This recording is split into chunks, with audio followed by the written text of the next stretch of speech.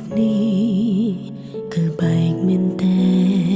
នបងទៅមែនតែនមិនវិលមកវិញជូតទឹកភ្នែកអូនដែលហូរបែកគ្នាលើកនេះលែងអាចបន្តតែអូននៅនឹករឿងអតីតពេលដែលមានបងនៅមិនតន់បំភ្លេចអនុសាទុំបីឈឺប៉ុណ្ណាអារម្មណ៍ប្រាប់ថានៅនឹកស្ងួនបងមានហេតុផលច្រើនណាស់សម្រាប់ចាតែមិនមានហេតុផលដើម្បីវល់វែង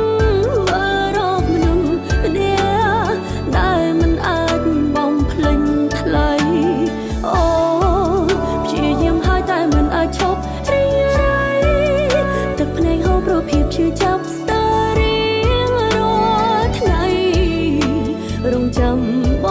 ងទាំងដឹងមិនអាចដូចដែរ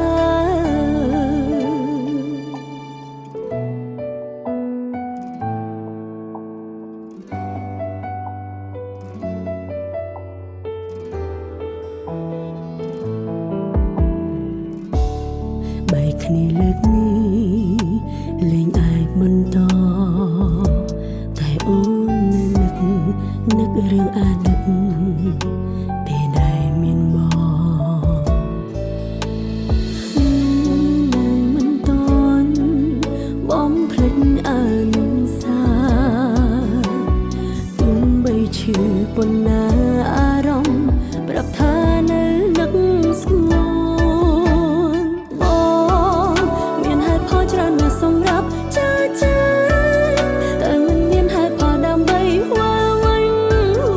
រកមនុស្សម្នាក់ដែលមិនអាចបំភ្លេចថ្លៃ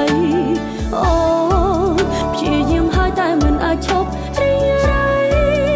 ទឹកភ្នែកហូរព្រោះភាពឈឺចាប់ស្ទើររៀងរាល់ថ្ងៃរងចាំបងទាំងដឹងមិនអាចដូចដែរបងមានហេតុផលច្រើនណាស់សម្រាប់ចាតែមិនមានហេតុផលដើម្បីវល់វែងរកមនុស្សម្នាក់ដែលមិនអាចបំភ្លេចថ្លៃអូព្យាយាមហើយតែមិនអាចឈប់រីករាយទឹកភ្នែកហូរព្រោះភាពឈឺចាប់ស្ទើររៀងរាល់ថ្ងៃរងចាំបង